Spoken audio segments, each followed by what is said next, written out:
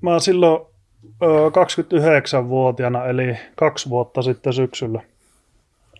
Mä olin ihan pohjalla itse elämässä, 15 vuotta masennusta takana.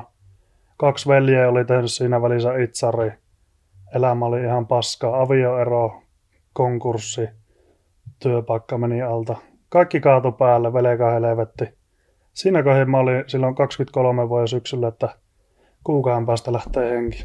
Laitoin kalenteriin päivämäärät. Tuolloin lähtee henki, että sehän pitää olla tosi monimutkainen tehas, että sä pystyt edes tehdä mitään rypsiöljyä. Ei se voi kovin luonnollista olla. Voita on kirnuttu 10 000 vuotta tai jotakin sinne päin. Se on paljon ihmiselle luonnollisempi homma. Oliiviöljykin on niin sillä suht luonnollinen, että onhan sitäkin tehty pitkään. En ole kovin tarkkaan perehtynyt, mutta en vaan itse tykkää sitä mausta, niin ei tule juurikaan käytettyä. Mutta niin eläinperäiset rasvat. Niitä 4 kuukauteen in-body mittauksessa, mutta otin silloin lähtötilanteen ja näin talteen. Ne niin tukee toisia. Kun on ollut tuommoinen positiivinen kierre, kunto parantunut, hengittäminen on kevyempää, ei ole niin rintakehän päällä älyttömästi rasvaa, mahalaukku, niin vatsa pienentynyt. Siinä on niin paljon muutoksia. Mulla oli ihan luut nämä on, niin jos sulla on ne välit, kaikki välit täynnä sitä rasvaa, et sä voi hengittää. Mä kävelin portaita, vaikka mä yritin vetää keuhkot täyteen, niin se oli vaan semmoista ns-pintaa hengitystä. Semmoista Darth Vaderin niin, kohina. siis tiedätkö, että se on monen tekijä summa. Ne on tosi monen tekijä summia, että keho alkaa voimaan huonosti, niin siitä tulee herkästi noidankehä, negatiivisen suuntaan. Mutta sitten taas nyt, kun mä sain suunnan muutettua, niin mulla on ollut se positiivinen kierre koko ajan. Älyttömästi typistetään sitä roolia. Eihän täällä on niin paljon miehiä, jotka on ihan retkellä siitä, että mitä on maskuliinisuus ja mikä on äijämäistä. Me oletetaan, että silloin kun me käydään saunassa ja kirroillaan muutama voimasana ja juodaan 30 olutta, että se on äijä homma. Mulla on täysin eri käsite.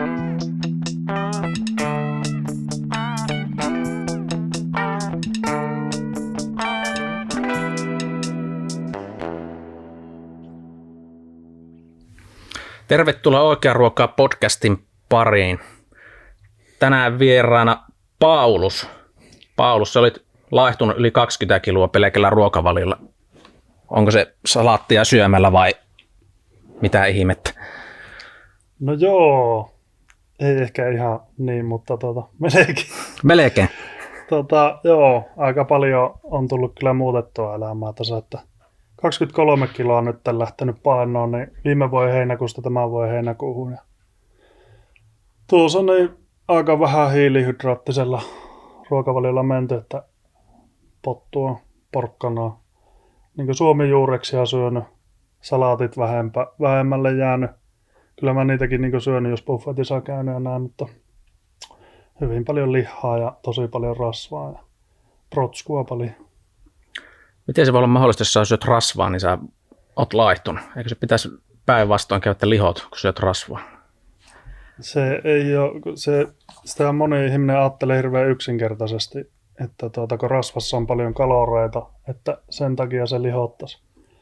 Mutta se, että silloin kun sun elimistö käyttää pääpolttoaineena rasvaa, ja silloin kun sulla on mahalaukku tyhjä, et ole syönyt vaikka 5 tuntia, niin silloin sun elimistö älyää käyttää sun läskiä, joka on rasvaa. Ja silloin se polttaa sitä sun läskiä silloin, kun se tarvii energiaa. Mutta silloin, jos sä hiilareista saat sun energian, niin sun elimistö on kummissa, kun täällä ei ole hiilaria missään. Ja sulla on verensokerit heittää siinä rämpyllyä ja elimistö menee ihan lukkoon, että nyt on pakko saada ruokaa, että ei ole polttoainetta. Niin se pitäisi tehdä sellainen rasva-adaptaatio, että saa ihmisen elimistö toimii niin kuin se on tarkoitettu. No silloin kun puhelimessa suunniteltiin vähän tätä podcastia ja juteltiin, sä kertoit, että vuosi sitten sä olit aika huonossa kunnossa, niin mistä sulla lähti sitten tuo ajatus, että sä alat tuommoiselle ketoruokavaliolle? Mä olin Natuilla käymässä siinä. Ja kerro vielä, mikä on Natu. Natural High Healing Festarit tuolla USA-kaupungissa. Ne on tuolla jossakin siellä Etelä-Suomessa. Niin, mä olin siellä käymässä ja oli aika tuhti olo itsellä silloin. 23 kiloa enempi oli painoa ja elimistö oli aika semmoisessa, niinku, voisiko sanoa feminiinisessä tilassa. Hmm. Tosi niinku, Mitä se tarkoittaa, että on feminiininen tila? no siis sillä, että en ole ikinä testosteroneja mitannut, mutta kyllä mä olin aika naisellinen niinku mieheksi. Mm-hmm. Että iso lihava, Oliko sulla yhtä pitkä tukka kuin mulla? iso lihava mies ja ei ollut lihasta niin paljon.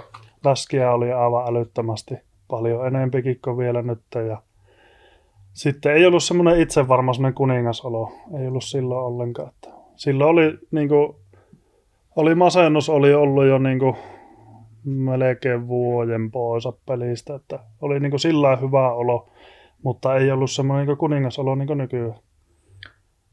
Että moni asia on muuttunut. Miten sulla se masennus lähti sitten pois? Sä olit sitä ennen ollut masennuslääkityksellä. Miten sulla se lähtenyt sitten pois? Ja oliko siinä lääkkeellä jotakin vaikutusta sitten siihen siis kuntoon? Joo, se on aika pitkä historia. En halua kokonaan sitä nyt alkaa avaa tässä, mutta 14-vuotiaasta 30-vuotiaaksi söin masennus- ja psykoosiestolääkkeitä. Ja se oli ne myöhemmin, siis lääkäri totesi pari vuotta ennen kuin lopetin, että sä oot syönyt väärään diagnoosiin tavallaan, että tämä psykoosiestolääke on ollut sulle alusta asti väärä. Hmm. Ja ne oli aika kovia myrkkyjä. Masennuslääkkeet oli kevyttä kauraa psykoosiestolääkkeisiin verrattuna, että 10 eri psykoosiestolääkettä testasin. Kaikki oli aivan hirveitä. Olo oli aivan kuralla. Maha oli kuralla. Mulla oli joku 24-vuotiaasta, 25-vuotiaasta 30-vuotiaaksi niin IBS, ärtyvä suolen oireyhtymä. Se antipsykootti oli, eli se psykoosiestolääke oli suurimpia syitä sille, koska se on niin valtava kemikaalikuorma suolistolle. Niin mä silloin 29-vuotiaana, eli 2 vuotta sitten syksyllä. Mä olin ihan pohjalla itse elämässä, 15 vuotta masennusta takana. 2 veljeä oli tehnyt siinä välissä itsari. Elämä oli ihan paskaa, avioero, konkurssi, työpaikka meni alta. Kaikki kaatui päälle, velka helvetti. Siinä kohdassa mä olin silloin 23 vuoden syksyllä, että kuukauden päästä lähtee henki. Laitoin kalenteriin päivämäärät. Tuolloin lähtee henki, että ei ole enää mitään syytä ellei. Sitten siskolle sanoi siitä, Lissulle sanoi siitä, että kuukauden päästä on kalenterissa päivämäärä, että lähtee henki. Niin sisko sitten sanoi, että sulla ei enää mitään hävittävää, että kun olet tommonen insinööri jätkä, että käypä testaa energiahoitoa. Miten insinöörille passaa energiahoito? No eihän se oikein sopinut ajatusmaailma. Mä että nyt on semmoinen tilanne, että mä oon kaikkia valmis kokeilemaan. Sisko antoi numero. Mä ensin sanoin, että ei mulla rahaa siihen maksaa sitä energiahoitoa. Sanoin, että se on ilmanen. Mä että ei voi olla mahdollista. Se että joo, se tekee sydämellä se äijä sitä homma. Mä että tälle pitää soittaa, että se on pakko olla hyvä tyyppi. Soitin. Menin käymään. Teki energiahoidon. Siitä ajeli sitten kotiin ja oli olo osi humalassa ollut. Se oli tosi outo olo. En ole siis silloin siitä joku varmaan viikko taaksepäin olin viimeisen kerran juonut, jolloin päätin, että en juo enää alkoholia. Eli ei ollut mitään alkoholia veressä eikä näin.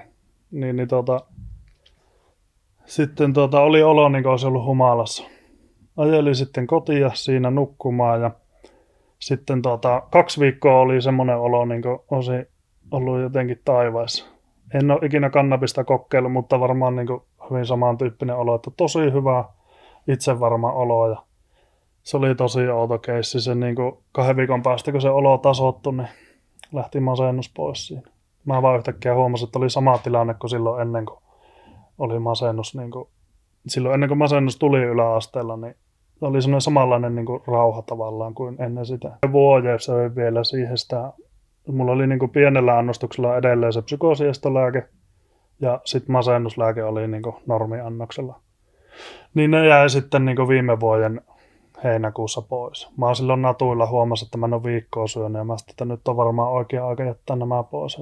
Miten se suolisto sitten, oliko sulla se suolisto kuralla sitten sen aikaa, kun niitä lääkkeitä vielä oli?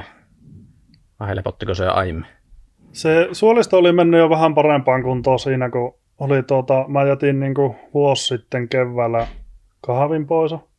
Kahvi oli iso tekijä mulle, ei mulla keho kestänyt yhtä, että kun hermosto oli niin ylivirittynyt ja en niinku silloin ollut vielä niinku vakuushermoon niinku aktivoinnista kuullut mitään, enkä ollut kokeillut. Mulla oli hermosto ihan ylikierroksilla ja hälytystilassa koko ajan. Se kahvin pois jättäminen oli silloin tosi hyvä. Mä silloin 3 viikkoa sen kahvin pois jättämisen jälkeen, mulla oli 3 viikon ajan, niin kuin, että mä nukuin pitkiä yöunia päikkäreitä. Ja sitten semmoinen 3 viikon jakso suunnilleen, niin sen jälkeen niin energiat niin kolminkertaista. Mulla oli aivan älyttömästi energiaa sen jälkeen. Miksi tavallaan nukkuit univelat pois? Niin, sanotusti nukkuin univelat niin pois. Joo. Että on siinä niin ollut jo ennen sitä lääkkeiden poisjättöäkin asioita, jotka tuki suoliston terveyttä. Mutta se psykoosieston lääke oli niin kaikista voimakkain, joka vaikutti siihen. Että monta palasta, mutta se oli isoin niistä. Miten sä puhuit sitten, että sulla oli esidiabetes-diagnoosi? Miten sä jäit niin kiinni siitä? Oliko se jossain työterveystarkastuksessa vai miten se kävi? Mä olin itse, mä rupesin sitä ihmettelemään, kun mulla oli aina sillä, että jos mä olin niin 3-4 tuntia syömättä, niin mun elimistä niin droppasi, että hirveä väsy, ei voinut tehdä mitään, pakko saada ruokaa. Ja mulla oli pakko-olo, että nyt on pakko saada ruokaa, että pystyisi ajattelemaan ja keskustella. Ja mä rupesin miettimään, että mikä tämä on, että ei vaan mene ohi millään tämmöinen, että jäi päälle. Ja mä rupesin sitä sitten googlailemaan, että no liittyykö se diabetekseen ja näin. Ja sitten se oli että esidiabeteksessä on semmoisia oireita, että se vaan pahenee, jos sitä ei ota koppia siitä, että keho yrittää kertoa, että tämä ruoka ei ole ok. Ja jos edelleen jatkaa, niin sitten keho vaan kärsii enemmän. Mitä sä söit sitten? Ihan käytännössä, jos joku lautasmalli tai esimerkki annos, niin mitä sä söit silloin? No se oli aika paljon, tosi paljon hiilaria. Leipää jonkun verran. Mä en ole ikinä syönyt paljon leipää, että varmaan muutama viipale päivässä. Paljon peruspottuporkkana, hyvin vähän lihaa, hyvin vähän rasvaa. Ja sitten kaikkia muita viljatuotteita. Mulla oli välipalapatukat esimerkiksi, että jos mä olin töissä syönyt vaikka 11 ja 4 pääsin pois, niin mä olin joskus 2-3 aikaa oli pakko ottaa jo välipalapatukkaa.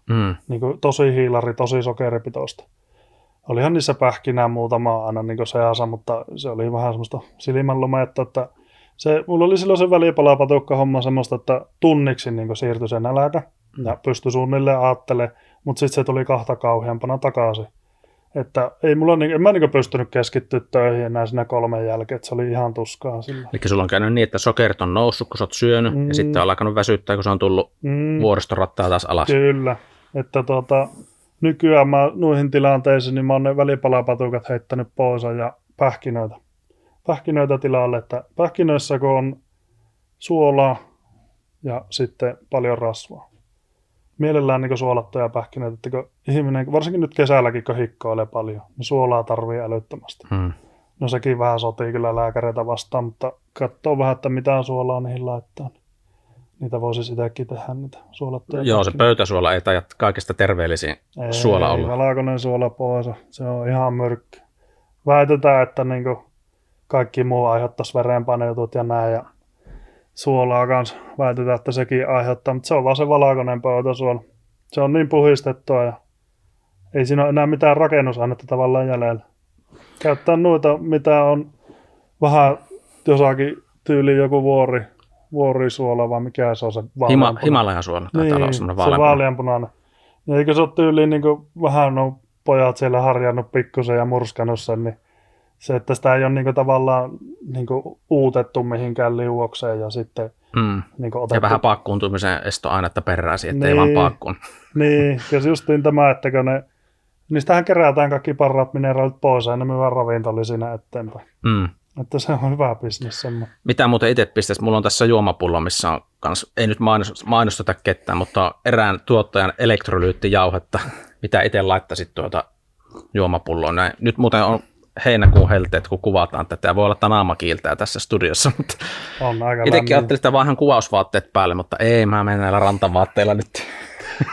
Joo, aika lämmin on. En mä noita elektrolyyttijauheita itse ole ikinä käyttänyt. Että mä oon jotenkin vierasta sitä ajatusta, että jauhettuja juttuja, mitä mä yhtään niin kuin, voin luottaa tavallaan, mitä sillä on. Että mä mieluummin otan vaikka sitä vaaleanpunaista Himalaya-suolaa ja ihan teelusikan käreellä niin kuin joku tyyli 0,5 grammaa tai jotain, sillä että sä vähän maistat sitä. Ei tarvi niin kuin kunnolla laittaa sitä. Niin sillä mä itse olen ruukannut tehdä. Sitten on kuullut kanssa, että suolaa ja pikkusen hunajaa, niin saa vähän makeutta. Varmaan jo. En ole hunajaa käyttänyt. Mä yleensä teehen laita sitä vaan. Hunajakin on niin kuin hyvä rakennusaine, varsinkin miehille se testosteronin tuotantoa tukkii. Vaikka moni ajattelee hunajastakin, että se on pelkkää sokerilientä vaan, mutta ei se ihan taida niinkään olla, että siinä on vaikka mitään muuta kuitenkin että kyllä mukaan. sille on syys, että hunaja on se 15 euroa kilo ja sokeri on euron kilo. Että kyllä se niin kuin, siinä on vähän taikaa takana. Ja sitten hunajasta niin olen itse ainakin sitä mieltä, että ei kannata ihan mitä tahansa muovipurkkihunajaa kaupasta ostaa, vaan mielellään jossain lasipurkissa, missä on sitten ihan puhelinnumero sinne hunajatilalle suora suomalaista, kotimaista. Joo, kunhan se on vaan niin kuin aitoa, että kun Kiinan pojat myy eurooppalaisille hunajavirmoille semmoista litkua, että se menee se DNA-testi läpi. Osa DNA-testeistä menee läpi, kun ne laittaa vaikka 4/4 sitä litkua sekkaan. Ja asiakaskaan ei huomaa mitään, niin mielellään just joku paikallinen kaveri, jonka näin niin tunnet sen tyypin ja tiedät, että no, tää on oikeasti ihan varmasti laatuhunaja, että ei tällä ole mitään syytä niin ruveta keplottelemaan. Kun semmoisia on oikeasti Kiinan pojilla litkuja, joita näin lisäät sinne, niin sitten se näyttää samalta ja maistuu samalta, mutta ei ole ehkä ihan niin freshia. Joo, noita tuoteväärennöksiä ruuassa on varsinkin oliiviöljyssä on ollut paljon juttuja viime vuosina, että sitä kanssa jatketaan jollain. Tuosta tuli mieleen. Mulla kaveri kävi tuolla Kreikassa. Se toi mulle semmoisen oliiviöljypurkin sieltä, semmoinen 0,5 litraa. Mä ajattelin, no oliko halpaa siellä paikallisella. Ei ihan samoissa hinnoissa kuin täälläkin, ellei jopa kalliimpaa. Mä sitten maistoin sitä, niin oli pikkusen eri eikä suomalainen oliiviöljy. Se oli siis... Oliko se parempaa vai huonompaa? No mä en ole itse ikinä tykännyt oliiviöljystä, mutta siis se oli täysin erilaista, että kun mä otin niin kuin siis teelusikasta puolet suuhun, niin kitalakia niin kuin poltti niin kuin jotakin inkivääriä sen. Siis se oli niin kuin, tulista? Siis se oli vähän niin kuin ärmäkkää, tulista semmoista. Tosi outo oli. Ei niin kuin suomalaiset oliiviöljyt ole ikinä niin kuin sillä potkinut niin sanotusti. Että kyllä se niin kuin on melko vetelää tavaraa, mitä täällä myy. En tiedä, olisiko se ollut sitten, en ole ammattilainen, mutta olisiko se, jos on tosi tuoretta, että se voi olla sitten semmoinen. En tiedä yhtään. Tuli mieleen, että olisiko. Mulla tuli vaan itsellä jotenkin fiilistä taas vähän laadukkaampaa kuin täällä myytävät. Eihän suomalaiset, jos kaikki kaupan hylly oliiviöljyt on samaa, niin mehän oletetaan, niin kuin, että se on se juttu. Mutta sitten, että kreikkaamisesta on tehty niin kuin vuosisatoja ja vuosituhansien ajan, niin kyllä mä jotenkin luottaisin enemmän siihen. Joo, noissa tuotteissa kannattaa olla kaupassa varsinkin niin aika tarkka, katsoa tuoteselosteet ja kaikki. Että vähän tuntuu, että ollaanko me suomalaiset vähän semmoisia, että meitä pystytään vettämään nenästä aika helposti sitten. No se on juurikin näin, että kansa, joka luottaa auktoriteettiin, eli poliisiin, onko se joku 97% vai miten se menee? Voisi kuvitella. Niin se on semmoinen kansa, jota on helppo huijata. Mietipä, jos mekin niin ollaan ylpeitä siitä, että me ollaan hyviä jonottaa. Mitä se kertoo? Ollaan tosi hyvin. Me ollaan ihan tosi hyvin. Mitä se kertoo sinulle? No se, mulla tulee vähän semmoinen, että ollaan niin jossain koira-asemassa. Että mä oon aina sanonutkin, että mä en jaksa mennä tuonne jonottaa, että ihan koirahomma. Mä ollaan ihan liekasaa siinä. Jos nämä italialaisille menet leuhkiin, että mä saatan hyvin jonottaa, niin se nauraa sut sua. Ei se ymmärrä semmoista. Ja se, että tommonen ajatus on myyty meille niin hyvin, että me ollaan ylpeitä siitä, niin kertoo, että aika liekasaa olla. Mutta pitää se kurja järjestys olla. No pitää. Kyllä se on kuule aivan ihmemaa tämä, että ollaan niin orjia oltu ensin Ruotsin vallan alla ja sitten Venäjän vallan alla, niin sehän on siitä ollut helppo siirtyä sitten seuraavan vallan alla. Tavat jatkuu sukupuolesta toiseen. Niin, kyllä me itsenäisiä niin sanotusti ollaan, mutta kyllä mä lähtisin tuonne EU-hun päin vähän katselemaan, että onko sieltä vähän liekaa tullut lisää. Kerropa siitä, puhuttiin siitä esidiabetesdiagnoosista. Sä et jäänyt lääkärille kiinni siitä kuitenkaan, vaan itse vähän selvittelit sitä.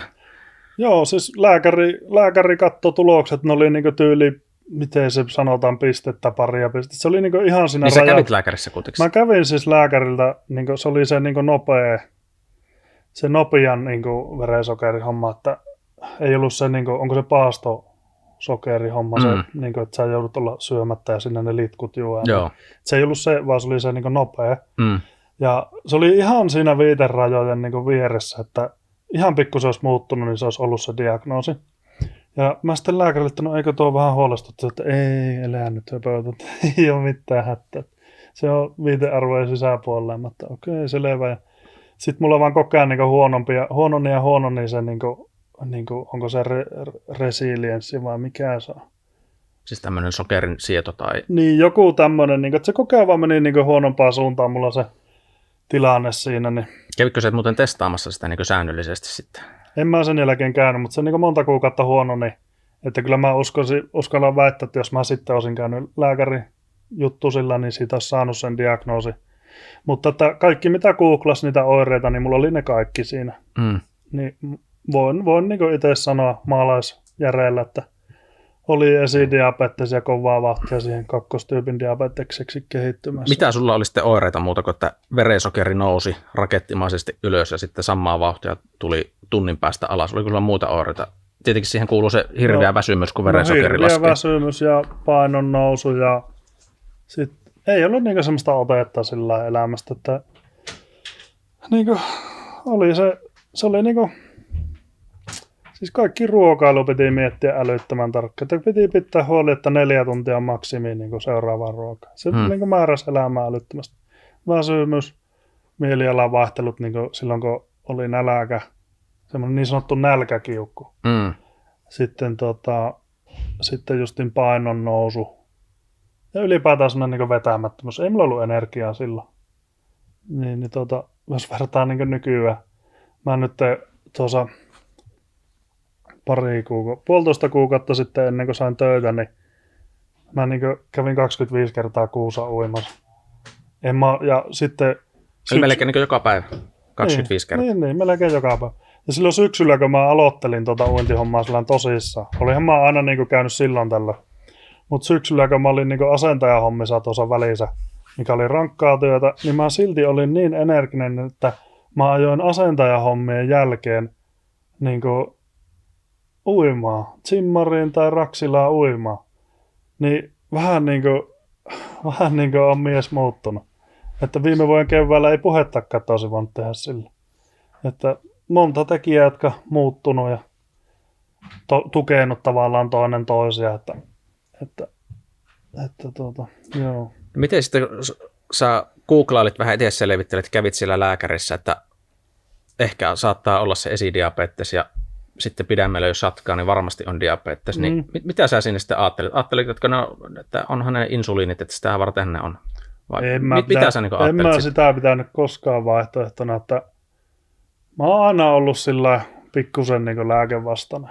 Että mä oon aina niin syönyt kyllä, mitä lääkärit on sanonut, mutta mä oon niin ollut varauksella siinä. Ja mä oon aina kysynyt hirveän tarkkaan ja näin. En mä niin sitä insuliinilääkettä ja myöhemmässä vaiheessa olisi tullut se insuliinipistos, niin en mä niitä pitänyt niin ollenkaan vaihtoehtona.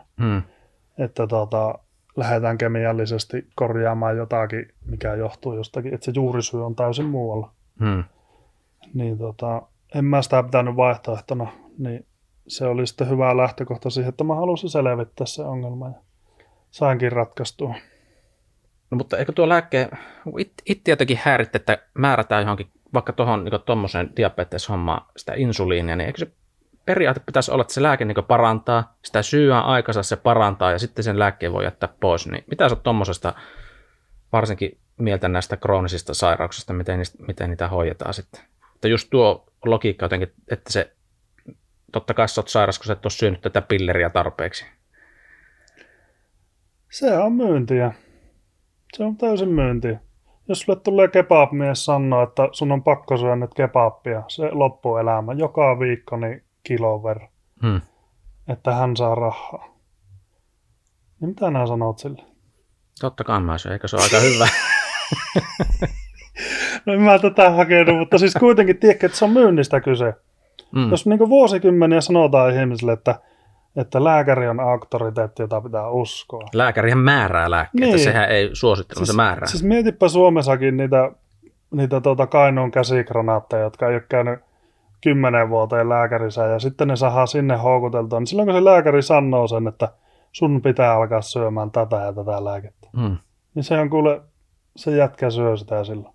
Ei ne niin kuin vanha kansa, joka on niin kuin osaa vastustaa, vaikka olisi minkälainen jäärä, niin ne lopulta sitten syö niitä lääkkeitä oikeasti. Se lääkärillä on niin iso auktoriteetti siinä, vaikka ne on tottunut ikänsä niin kuin pärjäämään yksin ja näin, mutta silloin kun niin määrätään, niin silloin kanssa syy. Ne on tosi harva ne, jotka kieltäytyy niistä. Voisiko se johtua siitä, että aina vaan määrätään sitä pilleriä joka vaivaa, että kun se lääkärin koulutus on vähän semmoinen, että se perustuu siihen diagnoosiin ja lääkehoitoon, että ne ei oikein muusta tiedäkään sitä ehkä. Se on niin kapea ala. Se on tosi kapea ala niin kuin ihmisen terveyttä. Sille voidaan parantaa jotain. Jos sulla on joku niin kuin sappirakko tulehtuu ja se on pakko poistaa, joku tämmöinen kirurginen homma tai joku haavahoito, kyllähän ne niin saa toimii. Mutta silloin kun ruvetaan puhua suolistosta esimerkiksi, ei länsimaisella lääketieteellä ole mitään jakoa siihen. Se on mikrobitason homma, se on hermoston tason homma, se on tosi moniulotteista. Jos sitä ruvetaan yksinkertaistamaan niin näin pieneksi ja sanotaan, että rupia syömään tätä, niin kuule oireet helpottaa, vältä omenaa ja vältä näitä kaalia ja näitä IPS-ruokia, niin kyllä kuule helpottaa. Se on niin kapeakatseista hommaa, se voi johonkin auttaa ja näin, mutta mun mielestä se on enemmän sitä, että silloin kun sulla on jo paskat housussa, niin sä silloin otat sen länsimaisen lääketieteen käyttöön, että kaikki muu on sitä, niin kuin, jolla oikeasti tuetaan terveyttä. Eihän mietipä, jos näytetään kansanparantamista, joku intiaanikylä tai joku suomalainen Lapissa oleva kylä, jossa on niin kuin, joku paikallinen kansanparantaja. Ei ne ole siellä niin kuin, myynyt sulle mitään lääkettä siellä. Ne on ottanut luonnosta sen luonnon lääkkeen ja siihen päälle joku rummutus tai energiahoito tai mikä tahansa. Ja on kuule pikkusen tervettä porukkaa ollut sen jälkeen. Se on niin kuin ihan eri asia kuin nykyään se, että se lääkärin oma elinkeino, se niin kuin tilipussi koostuu siitä, että kuinka paljon se saa määrättyä lääkkeitä. Niillä on mielettömät määrät sponsorihommia, lomia, matkoja, erilaisia hyödykkeitä, mitä he saa niiltä lääkeyhtiöiltä. Se on valtava bisnes. En mä itse oikein tykkää siitä. Joo, se vähän itsellä semmoinen mielikuva jotenkin, että yrittääkö ne meille syöttää niin paljon lääkkeitä, että jonain päivänä me ollaan sitten terveitä kuin pukit ja lääketeollisuus voi lakkauttaa toimintansa tarpeettomana. Kyllä se on aika hullu ajatus. Sehän on tavallaan, kun ne saa yhden lääkkeen sulle määrättyä, kehon balanssi menee. No hei, tässä on sivuvaikutuksena tämä, että otappa tuon nenäsuihki, kun sulla on nokkaa tukossa. No, nyt ei taas sitten niin kuin toimi se ja se, niin käyppä psykologin juttu silloin. Että niin kuin, se on loputon suo sitten, kun alat niitä syömään. Tai otat vähän jotakin liian tulista ruokaa ja närästää, niin siihenkin oli joku lääke oli siihenkin olemassa. Kyllä. Ei aleta mainostaa taas mitään, mutta joku lääke siihen oikein oli. Telekkarissa pyöri. Kyllä. Että on se kyllä niinku, se on niin iso bisnes, että mulla on itsellä vaikea luottaa siihen, että ne oikeasti haluaisi meille hyvää. No kerropa tuosta sitten, sulla tuli se esidiabetes-diagnoosi ja sä et sitten suostunut niitä insuliinihoitoja ainakaan aloittaa, niin mitä sä sitten niin alkoit tekemään? Mistä sulla tuli sitten mieleen tuo, että joku vähähiilihydraattinen ruokavalio on olemassa? Se oli silloin keväällä, kun mä jätin sen kahvin pois. Ja sen jälkeen sitten, kun puhutaanko niin vuosi sitten keväästä? Eli vuosi sitten keväällä. Aika tuore tappaus. On. Vuosi sitten keväällä, kun mä jätin kahvin pois ja mulla alkoi energiat niin kuin lisääntyä. Ja sen jälkeen mä myös niin kuin vaihoin niin kuin rasvat, niin kuin rypsiöljyt, ja nämä niin kuin tehtaassa tehdyt rasvat jätin pois. Ja voita ja kookosöljyä tilalle. Eli kovia rasvoja, joita lääkärit sanoo, että ei saisi käyttää. Ja se toi kans mulle lisää energiaa. Mutta sitten viime kesänä, silloin heinäkuussa, kun sieltä Natuilta lähin, ja mä menin kaverille Tiitukselle käymään, Sammatisa kävi. Ja Tiituksen kanssa sitten poristiin, ja Titsulle mainitsi siitä, että olisi niin kovaa hinku alkaa painoa puottaa ja elämäntapaa muutosta. Kerro vielä, kuka oli se Tiitus ja Sammatti, mistä sä puhuit? Sammatti on siis niinku kaupunki tai kylä tuolla, en mä tiedä, se on jossakin tuolla etelässä. Sinne mä navigaattorilla ajan. Ja Tiitus on siis lapsuuden kaveri Oulusta. Niin sinne ajeli ja oli muutama yö siinä Tiituksella, kävin vauvaa kahtoon ja sitten Tiitukselle sitten mainitsi siitä, että olisi niin kovaa hinku saada terveyttä vielä paremmaksi, että kaha vietiin pois ja rasvoja on vaihtanut, että on niin parempaan suuntaan mennyt, mutta semmoinen, niin kuin, että tätä rasvaa saadaan niin elimistöstä pois. No Tiitus on aika paljon asioihin perehtynyt. Se on kokeillut vegaaniruokavaliot ja kaikki. Ja se on nykyään semmoinen, että älyttömästi syö lihaa ja rasvaa ja protskua. Ja se puhuu niin testosteronin merkityksestä miehille. Niin Tiituksen kanssa muutama päivä siinä poristiin ja sitten se selitti sen, että nyt hiilarit ihan minimiin, sokerit käytännössä kokonaan pois. Että voihan niitä silloin tällöin syödä, mutta mahdollisimman vähän. Ja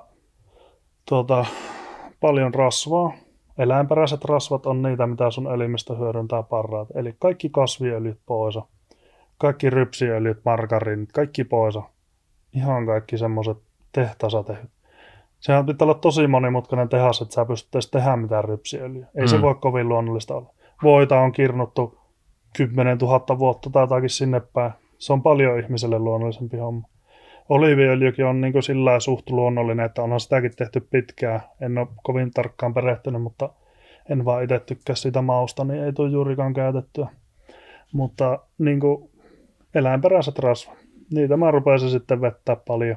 Aamupalaksi munakasta ja paljon rasvaa. Niin tyyli 50-100 grammaa rasvaa, niin 5 munaa siihen. Niin se oli oikeasti elämäni pelastus. No kerropa niistä, katsojia ja kuuntelijoita varmaan kiinnostaa se just, että mitä sä tarkalleen syöt. Nyt kun tulit tänne, ollaan tässä, päivä on suurin piirtein kohta puolessa, niin mitä sä aamulla syön?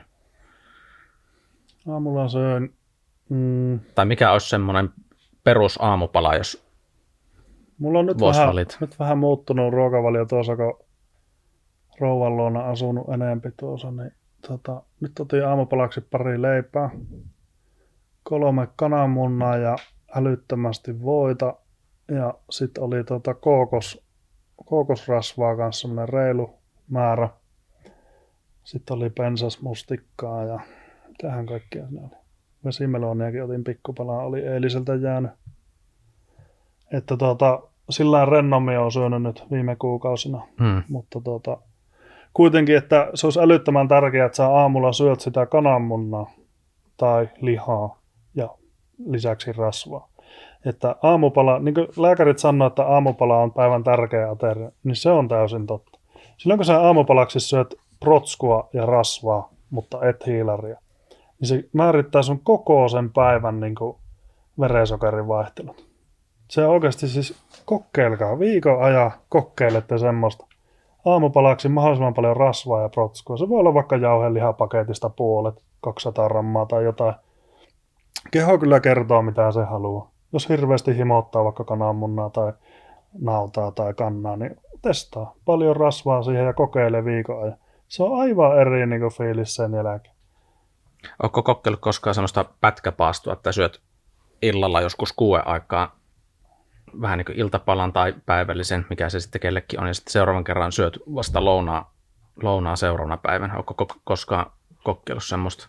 Joo, mulla oli niin kuin pätkäpaasto silloin just kun Tiitukselta lähdin Ouluun takaisin ajelleen, niin Tiitus sanoi, että kokeile nyt varsinkin tähän alkuun sitä pätkäpaastoa, että sitähän voi vaikka jatkaa loppuelämä sillä jos haluaa, mutta kokeile ainakin alkuun sitä. Niin silloin mulla oli semmoinen, että mä aamu 9, aamu 10 aikaa söin ekan kerran ja illalla 5-6 aikaan niin lopettelin, että koko se ajan söisin. No ei vaan, että sillä, että kun suolistonkin pitää antaa levätä. Silloin kun sun suolisto saa niin kuin rauhassa olla ja se saa oikeaa ruokaa, niin se niin kuin, sulle ei tule mitään niin kuin syöpäsoluja ja tiedätkö sellainen puhistusmekanismi. Paastohan on älyttömän hyvä. Eihän niitä noissa muissa maissa, jossa on uskonnon perusteisesti tai muuten vaan, niin kuin, että niillä on paastojuttuja. Niin niillä on jonkun verran vähempi syöpäjuttuja, mutta tavallaan jos niin kuin, niissä maissa taas on monesti sitten, että sillä on vaikka hirveän määrä enempi kemikaaleja ympäristössä. Että tavallaan jos niin kuin Suomeen saisi swipattua sen paastohomman, niin kuin mikä on kristiuskossakin ennen ollut. Jos se saataisiin yhtäkkiä niin kuin tänne puhtaaseen luontoon ja näin, niin täällä niin kuin syöpien määrät ja kaikki vähenisi. Että se on elimistö tarvii semmoista niin sanottua puhistusta välillä. Niin, ja sitten, että on selkeä ajankohta, että sitä energiaa otetaan, ja sitten tulee se useamman tunnin, ettei syö mitään, että sitä käytetään sitä energiaa, että elimistöllä on se vähän niin kuin 2 tilaa selkeästi, kuin se, mitä nyt suositellaan, että ota aamupala, sitten välipala, sitten lounas, sitten taas kohta välipala, että sä syöt niin kuin koko ajan. Niin mikä se oli kysymys? No ei ollut kysymys, mutta sitten Sorry, en se tuli mieleen, että tuo pätkäpaasto on aika helppo toteuttaa, varsinkin jos syö sitä rasvaa ja proteiinia, niin tulee vaan semmoinen olo, että ei vaan ole niin nälkä. Saattaa se syöminenkin ehkä unohtua, että ai niin, pitäisiköhän syödä. Niin nimenomaan justiin tämä, että kun ne on tavallaan toisiaan tukevia juttuja. Jos sulla on niin monta osa-aluetta, jossa sä oot, niin sulle on kerrottu, että tee näin, ja ne on ollut vääriä valintoja, niin tavallaan justiin, että jos sulla on semmoinen paljon rasvaa ruokavaliossa ja niin monien, ne alkaa tukea toisia. Se on semmoinen positiivinen kierre. Mulla on ollut itsellä kohta 2 vuotta tässä positiivinen kierre. 23 kiloa lähtenyt rasvaa, tai enempikin rasvaa. En ole nyt käynyt muutaman kuukauden InBodyn mittauksessa, mutta keväällä kun kävin, niin mulla oli 15 kiloa lähtenyt painoa ja 16,5 kiloa lähtenyt rasvaa. Eli mulla oli, kun lihasta oli taas tullut lisää, niin se rasva oli palannut enempi kuin mitä paino tippunut. Niin en ole nyt siis käynyt 4 kuukauteen InBodyn mittauksessa, mutta otin silloin lähtötilanteen ja näin talteen. Ne tukee toisia. Kun on ollut tuommoinen positiivinen kierre, kunto parantunut, hengittäminen on kevyempää, ei ole rintakehän päällä älyttömästi rasvaa, mahalaukku, vatsa pienentynyt. Siinä on niin paljon muutoksia. Mulla oli vuosi sitten niin 3XL housut. Mä kävin tänään ostaa XL, eikö L-kokoiset sortsit. Eli siitä on 3 kokoa pienempi. Eli kun mieheltähän lähtee se rasva erillään kuin naiselta, että mieheltä mahasta lähtee yleensä viimeisenä. Niin mulla on jalat ja peppu pienentynyt 3 numeroa. Ihan älytön. Siis ihan älytön. Vuosi. Ja 12 kuukautta. Että jos joku haluaa kokeilla, niin kokeilkaa. Teidän elimistö kyllä kertoo sen, mitä pitää tehdä, kun te annatte sen oikeasti ääneen sille kuuluviin. Ja mikään ruokavalio ei ole semmoinen, että siihen kuolisi heti kuukaudessa. Että jos säkin syöt kovia rasvaa nyt pelkästään, olet jättänyt ne nallekarhumaiset pehmeät rasvat pois, niin mikä on semmoinen ruokavalio, että siihen kuolee vaikka 3 kuukaudessa? Niin no vegeruokaa en ole testannut.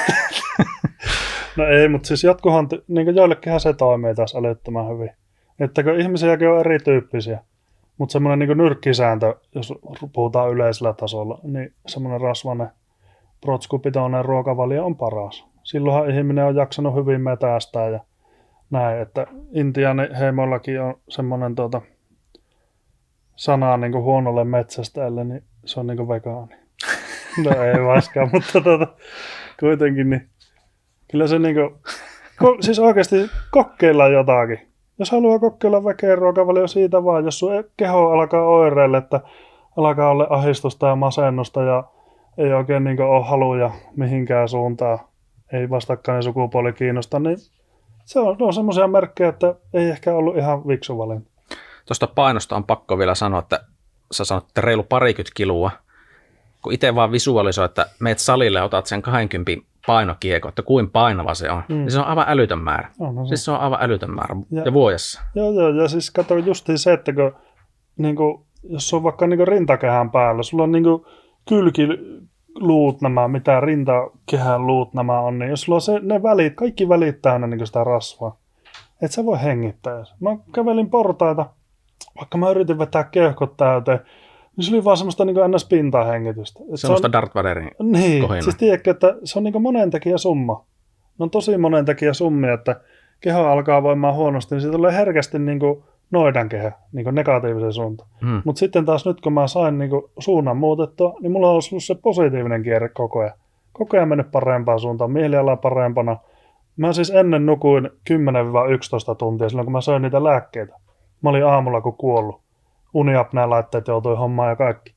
Niin uniapnea-laite puotti sen unen tarpeen johonkin 10 tunnin tienoille. 9-10 oli semmoinen aika minimi. Aikuisille aika monen määrä. Taaperot nukkuu sen Joo, verran. siis hiilarit väsyttää. Sun elimistön pitää palautua niistä hiilareista aivan älyttömästi. Niin nykyään, jos mä nukun 6 tuntia, mä oon nyt siis nukkunut joku 5 tuntia. Vähän on silmäpussia, vähän on niin väsyä sillä joo, mutta niin mä pärjään täysin hyvin. Ennen, jos mä olisin nukkunut niin joku 7 tuntia tai alle, niin mä oon ollut niin koko päivä sillä, niin että mun pitää mennä nukkumaan. Ei pysty, mä menen nukkumaan. Niin nyt mä oon nukkunut tuon verran, mä niin oon täällä selittämässä. Totta kai mulla väsyttää sillä, että mä tiedän, että en ole parhaimmillaan enkä fresheimmilläni. Mutta kuitenkin, että niin 7 tuntia on semmoinen tosi optimi. Jos mä nukun 8 tuntia, niin se on jo aivan semmoinen niin next level, että tuntuu, että ei tarvi 10 vuoteen nukkua. Joo, se on jännä, että tuo unen tarve vähän niin vähenee tuommoisella ruokavaliolla, vaikka olisi mikään tarkoitus niin lyhentää yöunia, niin ei se vaan uni välttämättä sitten enää riitä, mutta kun ei ehkä tarvi. Elimistö kertoo sen, että ei ehkä tarvi. Siis mä herään, siis mulla on ollut pitkään rutiina, kun mä herään, niin mä menen ennen töitä, ennen töihin menoa uimaan. Ymmärrätkö? Auki ja Kuuen korvilla uimahalli. Mä oon siellä eläkeläisten kanssa siellä jonossa, että no niin, joko mennään. Että ei mulla ole ikinä ennen ollut tämmöistä. Ihan älyttömän huikea homma, että se on mun mielestä tosi hyvä mittari. Jos sä nukut 6-7 tuntia ja sä heräät virkeänä ja lähdet uimaan aamupalan jälkeen. Miten sitten puhuttiin silloin, kun suunniteltiin kanssa jaksoa puhelimessa, niin hermostosta. Joo. Mitä sä hermostosta osaisit sanoa katselijoille ja kuuntelijoille? Mä tunnen älyttömästi ihmisiä, joilla on hermostonsa kanssa ongelmia. Mukaan lukien mulla on varmasti edelleen jonkun verran, mutta ennen oli super paljon. Eli kun ihmisillä on 2 hermostoa, toinen, joka sanoo, että menen nukkumaan, ja toinen, joka sanoo, että nyt lähdetään metille tai nyt lähdetään puumaan karkuun. Niin se tosi monella ihmisellä on elimistö hälytystilassa koko ajan. Nyt pitää lähteä puumaan karkuun. Eli on tämmöinen taistele tai pakene reaktio sulla on koko ajan se reaktio päällä. Sitten oot aivan ihmeessä, että mikään ei oikein kehossa toimi, että hengitys on pinnallista ja ruoansulatus ei toimi ja kaikki on aivan retkellä sun kehossa.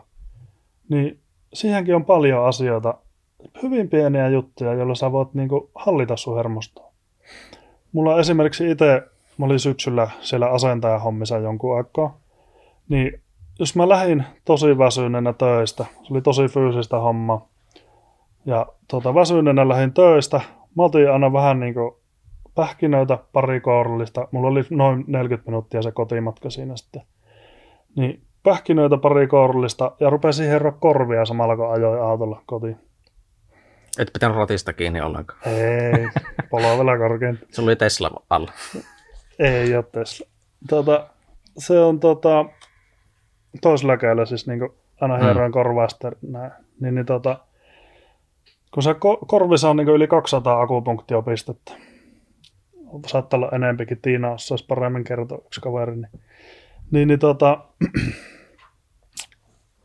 Sä stimuloit sitä vakuushermostoa, eli sitä nukkumishermostoa. Eli mikä rauhoittaa. Niin rauhoittava. Niin. Eli sä annat tavallaan vähän valtuutta, että no niin, nyt on tää rauhoittumis- ja nukkumishermostolle nyt tilaa. Otat muutama syvä henkäisy siinä kotimatkalla.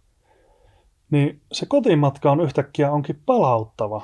Mulla on ennen ollut aina sillä, että äkkiä töistä kotia, ruokaa naamariin ja vähän levätä, että pääsee palautumaan. No nyt sitten syksylläkin oli sitä, kun oli se pitempi kotimatka töistä kotia ja näin.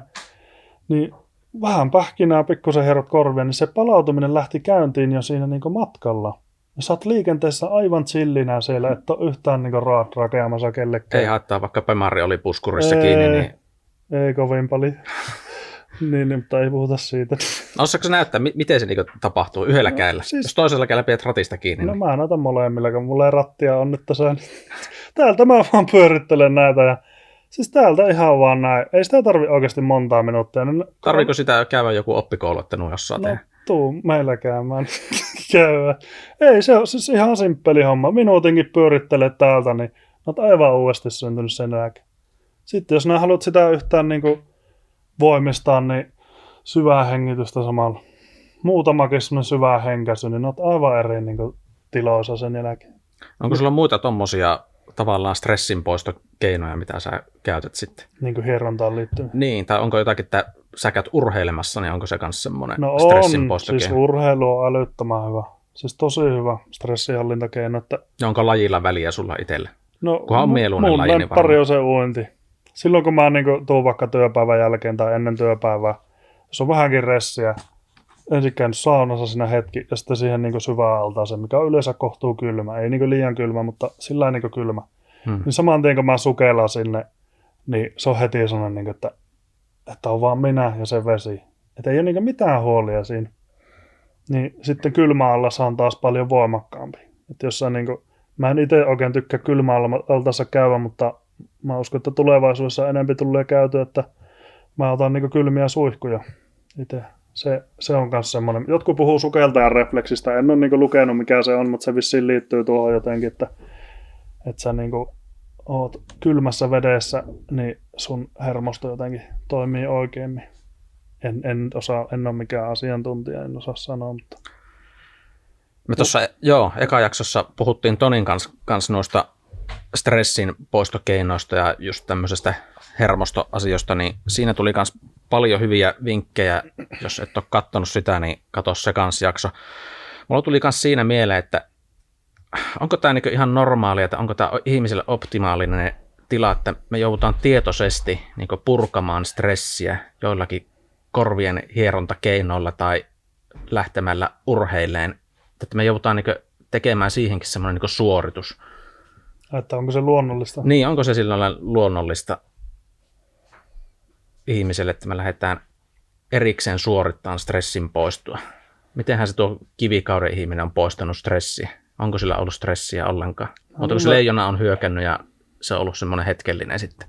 Niin, mä luulen kanssa, että se on ollut nimenomaan se hetkellinen stressi. Että jos siinä on ollut joku väkivallan uhka tai tämmöinen kuolemanpelko, niin kun esimerkiksi eläimillähän on niin se tärryytyshomma, se TRE-juttu, että jos niin jänis vaikka pakenee jotain kettua ja se pääsee pakoon, niin sitten kun se on turvassa, niin sehän tärryää hulluna ja se vapauttaa sen ressin pois. Niin tämä niin yhteiskuntahan on täysin eri kuin silloin niin tuhansia vuosia sitten. Niin eihän me voida täällä niin ruveta työpaikalla tärräämään, vaikka nehän soittaa lanssia sulle siinä kohtaa. Ja se on paljon erilaisempaa se stressi, että sä et välttämättä edes tiedä, mikä sua stressaa. Sun keho vaan kertoo, että nyt pitää lähteä, että nyt on leijona kohta tuossa olan takana. Niin se niin kuin, ollaan niin eri tavallaan ympäristössä kuin aikaisemmin. Meidän pitää itse muuttua myös. Niin kuin meidän täytyy löytää ne keinot. Ja sitten jos mä menen vaikka jollekin tavalliselle rotuarilla vastaan kävelevälle tyypille selittää, että joo, hei, hieroppa korvia, että se on hyvä ressinpostokeino. Sehän soittaa saman tien lanssi, että no niin, peltolla. Että siis niin Suomi-kulttuuri on aivan älyttömän niin kapea, tosi suppea. Jos nämä meidät sanoo, niin kuin, että joo, että mä oon äijä, mä hieron korvia, että se poistaa ressiä. Nehän katsoo, että onpa niin nössö jätkä. Tiedätkö siis, että ei se ole äijämäistä Suomessa. Suomessa on aivan älyttömästi niin typistetään sitä roolia. Eihän täällä on niin paljon miehiä, jotka on ihan retkellä siitä, että mitä on maskuliinisuus ja mikä on niin äijämäistä. Me oletetaan, että silloin kun me käydään saunassa ja kirroillaan muutama voimasana ja juodaan 30 olutta, että se on niin äijähomma. Mulla on täysin eri käsitys. Tuosta päästään hyvin siihen testosteronihommaan, mistä kanssa puhelimessa silloin juteltiin, niin. Mitä sulla on tuohon testosteroniin mielessä? Itsellä ainakin, että on testosteronit noussut. Tai ootko mitannut niitä? En ole siis ikinä mitannut, mutta mä tiedän olossa, että ne on tosi hyvät. Että mä oon ennen ollut niinku huono itsevarmuus. ei ole ollut semmoinen kuningasolo koskaan. Joskus tosi harvoin saattoi liikunnan jälkeen tulla semmoinen hetkellinen kuningasolo, mutta nykyään mulla on siis päivittäin semmoinen. Että onne noussut ja ei ole valittamista. No, mikä siinä on suurin syy, että ne on noussut? Onko se ruokavalio se ykkönen Siihen kuitenkin tosi monta teki ruokavalio. Eli Ja mitkä nimenomaan ruokavaliossa? no ruokavaliossa siis naudanliha on hyvä tukemaan. Ei mitään jauhettua mielellään. Toki jos on rahat vähissä, niin jauhettua joo, mutta oikea liha. Se on semmoinen, että näet, että se ei mikään jauhettu. Se ei kukaan voinut laittaa tavallaan mitään sekaan. Eli pihviä. Kananmuna on älyttömän hyvä. Itse en ole käyttänyt, mutta oster, mikä se on? Onko se osteri suomeksi? Saattaa Semmoinen olla, joku simpukka tai semmoinen. En ole itse kokeillut, mutta se kuulemma boostaa älyttömästi. Sitten magnesiumisaantiin pitää kiinnittää huomiota, eli ruokia, joissa on magnesiumia. Onko heittää jotakin esimerkkiä, mikä olisi hyvä, tai jotakin muutamaa? Niin kuin helpoimmat tavallaan, niin avokado ja banaani. Banaani taas on sitten vähän kuitenkin hiilihydraatteja. No onhan se joo. Jos silloin tällöin, niin ei varmaan laivaakaan. Ei varmastikaan, että onhan se banaanikin terveellinen, onhan siinä kaikki, mutta on se sillä sokeria ja hiilaripitoinen. Ja sitten niin kuin ylipäätään, kun siis testo rakentuu 3 aineesta, magnesiumista, D-vitamiinista ja sinkistä. Niin jos sulla on ruokia, jotka tukee jotain näistä 3, tai siis mielellään kaikkia 3 niin kuin semmoista, jotka tukee sitä. Eli niin kuin on paljon ruokia, jossa on näitä, ja ne voi olla tosi kalliita, mutta se, että niin kuin terveyteen niin kannattaa rahaa laittaa. Että sen jälkeen, kun sulla on kroppa kunnossa ja ei ole aivosumua ja toimii ajatus hyvin, niin sähän voit tehdä sitä rahaa lisää. Sulla on niin paljon energiaa, että sä voit tehdä oikeasti mitä sä haluat. Kun toinen vaihtoehto on se, että syöt tosi halpoja eineksiä, lisäaineellista, ultraprosessoitua jotakin, ja sitten käytät ne, mitä säästät siinä, niin käytät ne lääkkeisiin sitten. Niin, ja tavallaan niin kuin, siis joo, eihän lääkkeet Suomessa sillään kalliita, että kun Kela maksaa paljon.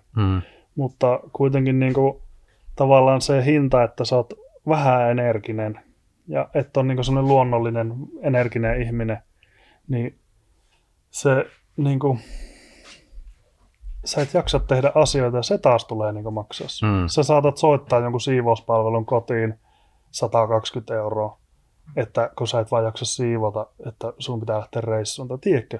Että se alkaa niin sitä kautta maksaa tosi paljon. Että kyllä se mun mielestä halvemmaksi tulee, että mä syön suht puhtaasti. On mulla vielä paljon parannettavaa itsellä, mutta suht puhtaasti syön ja näin.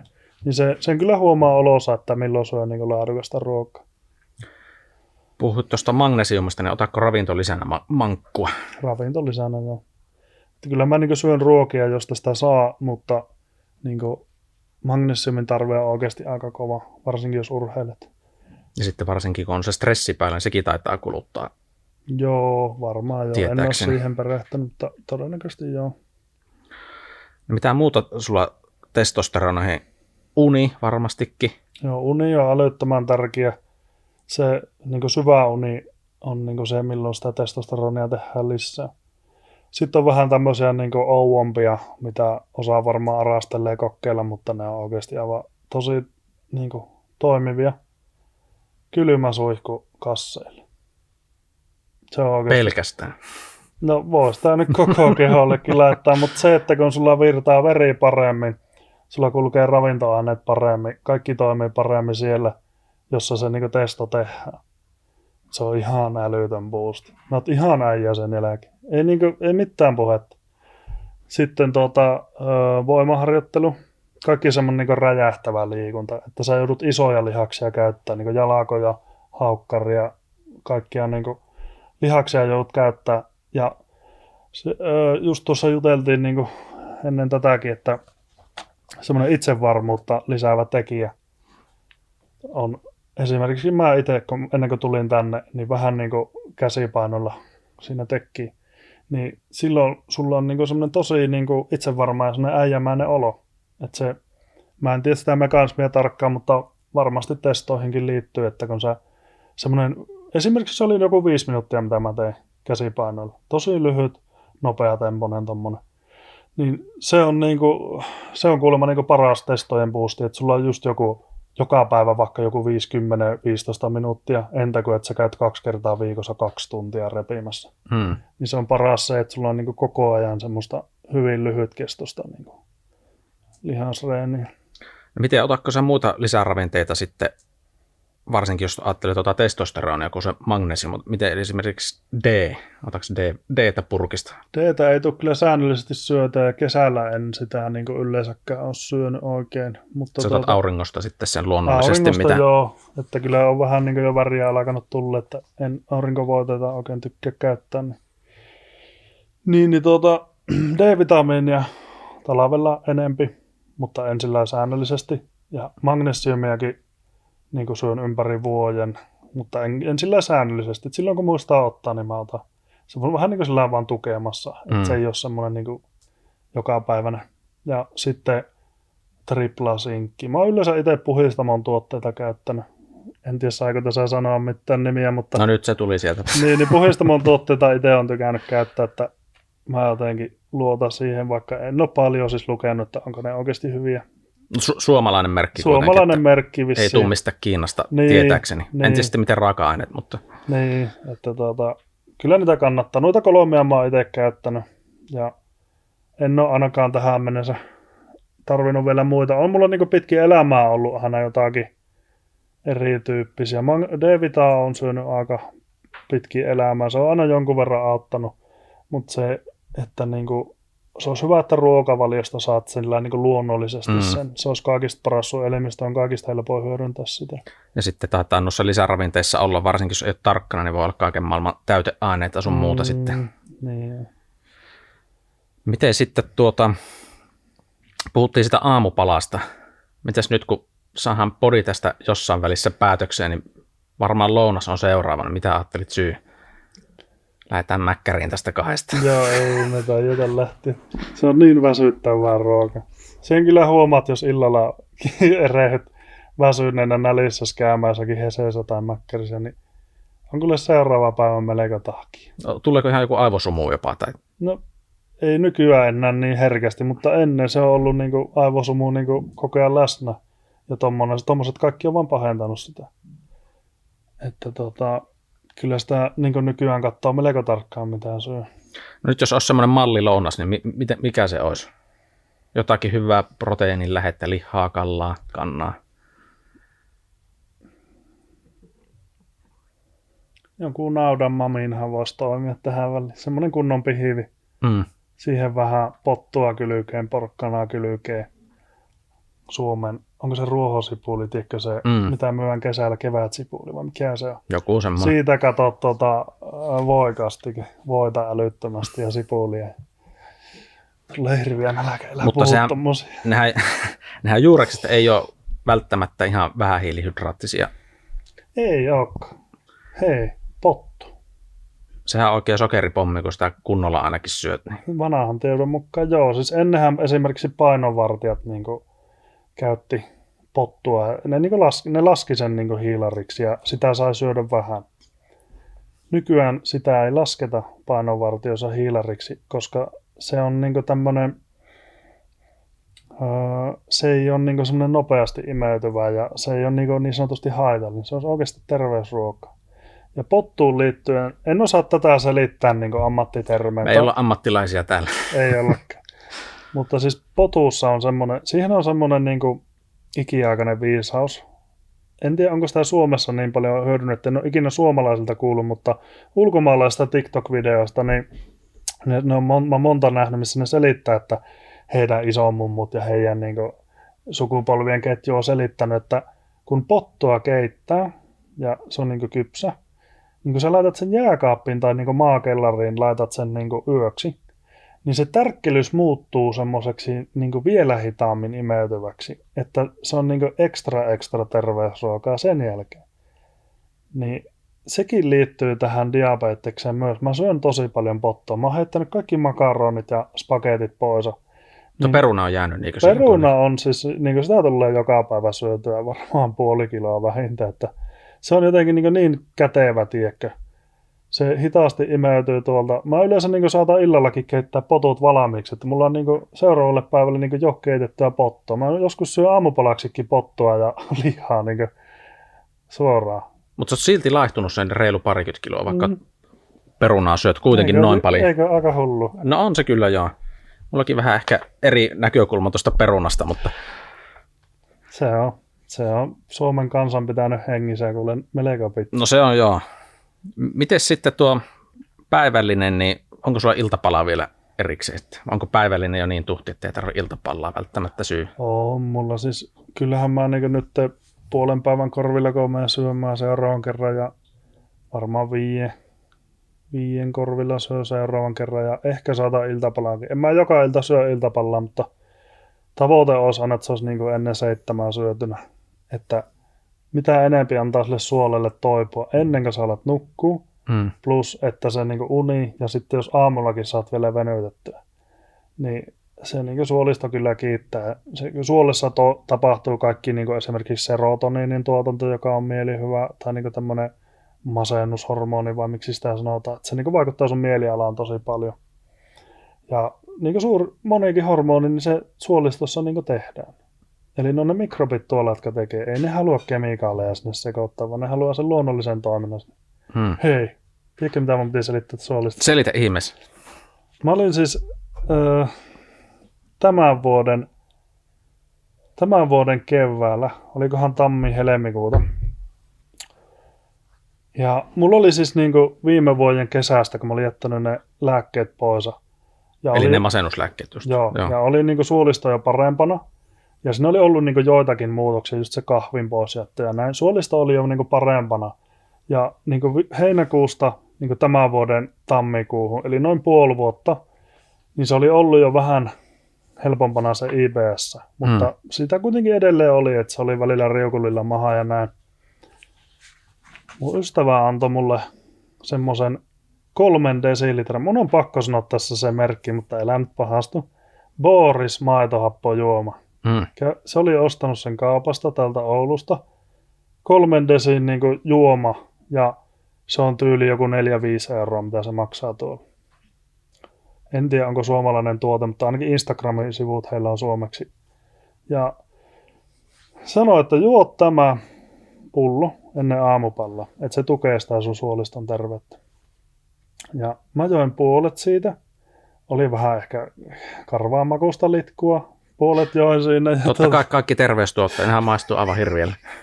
Join puolet siitä ja laitoin jääkaappia ja rupesin sitten aamupalalle. Ja unohdin sitten juua koko pullo, että puolet olin vain juonut, eli tyylin 2 desiä. Ja sitten rupesi elimistä muuttua, suolista. Aivan kuule uskomaton muutos. Että siinä oli ollut jo puolisen vuotta semmoista, voiko sanoa remissiotilaa IBS:stä, ärtyvä suolen oireyhtymästä, että se oli ollut jo vähän helpompana. Mutta sitten kun mä otin sen Boris siitä ja juomaan sen 2 desiä, niin aivan älytön muutos. Siis alkoi olla vielä enemmän energiaa. Vessassa tuli käytyä maks 2 kertaa päivässä, yksi on hyvin tyypillinen. Ennen mä siis, silloin kun oli IPS, mä kävin 10 kertaa päivässä. Ja nyt 1-2 kertaa energiaa älyttömästi. Mieliala parani entisestään. Siis ei on niin karua verrata tätä aikaa, vaikka siihen 2 vuoden takaisin, kun oli just konkurssit ja muut siellä ja oli kohta olisi ollut se itsari ja näin. Niin siihen peilat, että mä oon nyt tässä 20 kiloa kevyempänä. Ei ole masennusta ollut nyt kohta 2 vuoteen silloin syksyllä, kun se jäi pois. Mulla on energiaa. Mä voin käydä töissä ja lähteä uimaan. Mä koko ajan teen asioita. Se on ihan uskomatonta. Eikö sulla ollut semmoinen positiivinen kierre ihan koko ajan vaan? Aivan jatkuu edelleen. Jatkuu edelleen. Tuosta ketoruokavaliosta pakko mainita semmoinen henkilö kuin Antti Heikkilä, sitä ei varmaan kukaan tiedä, niin näytetään muutama kirja tässä. Ja kun on diabeteksestä kyse, niin tässä on pari diabetekseen liittyvää kirjaa. Ootko lukenut näitä vielä muuten? En ole. Mulla tulee nykyään aika vähän kirjoja luettua, mutta jotakin on kuullut, että tämä ajattelee vähän laatikon ulkopuolelta. Joo, ja nämä on nimenomaan just ketoruokavalioon liittyviä kirjoja. Eli jos haluaa päästä insuliineista eroon, niin kannattaisi ainakin lukea ja kokeilla. Ilman muuta. Ja sitten vielä, mikä kans käsittelee samaa asiaa, tämä viimeisin kirja Lääkkeetön elämä. Tosi hyviä kans, jos haluaa kans ajatella vähän virallisen hoidon ehkä ulkopuolelta. Mitä olet Paulus mieltä tuosta, jos puhutaan vielä tuosta diabeteksestä, mä vähän kaivelin kanssa noita hoitosuosituksia, mitä ne nyt, jos on kakkostyypin diabetes, mitä ne suosittaa, niin hiilihydraatit pitäisi olla päivän energiasta 40-60%, eli jopa yli puolet niin hiilihydraattia. Ja mä ainakin itse tullut siihen tulokseen, että kun ihmisten kanssa juttelee, mitkä ehkä on niin perehtynyt asioihin, että ne ei ehkä ymmärrä sitä, että se hiilihydraatti on sitä sokeria elimistölle. Oletko havainnut samaa, että jos katsotaan vaikka jotakin leipäpussin kylkiä, että ja on diabeetikko, ja katsoo sitä, että no eihän täällä ole kuin lisättyä sokeria 5 grammaa, mutta sitten hiilihydraattia on se koko aines, niin vaikka se 70-80%, niin onko se törmännyt tommoseen, että ihmiset ei eikä ymmärrä sitä, että hiilihydraatti on sokeria? Lähteestä riippumatta, oli se sitten joku vehnäpulla tai terveellinen brändätty ruisleipä, niin että niillä ei välttämättä ole eroa sitten kuitenkaan. Joo, siis elimistö muuttaa hiilarin käytännössä sokeriksi. Että ei ihmistä ole rakennettu, että se syö niinku hiilaria paljon. Totta kai jos nykyaikana juttelet vaikka jonkun jääkiekkoilijan kanssa, joka kuluttaa päivässä 5-10 000 kilokaloria. Jos semmoinen jätkä syö voin ja protskujen avulla sen, niin ensinnäkin, että sun ruokalasku on järeetön, niin sen lisäksi ei sun elimistö välttämättä pysty prosessoimaan niin valtavaa määrää. Niin nehän aina sanoo, että hiilaria on pakko syödä. Ja mietipä niin Suomen niin pula-ajan juttujakin, kun siellä on syöty viljaa ja pettuleipää ja näin. Se on ollut hyvin hiilaripitoista homma. Ei ne ole silloin niin syönyt mitään kuninkaallisia ruokia, lihoa ja rasvoja ja näin. Ne on pysynyt hengissä sillä, vaikka se on hyvin pieniä määriä, mitä on syöty.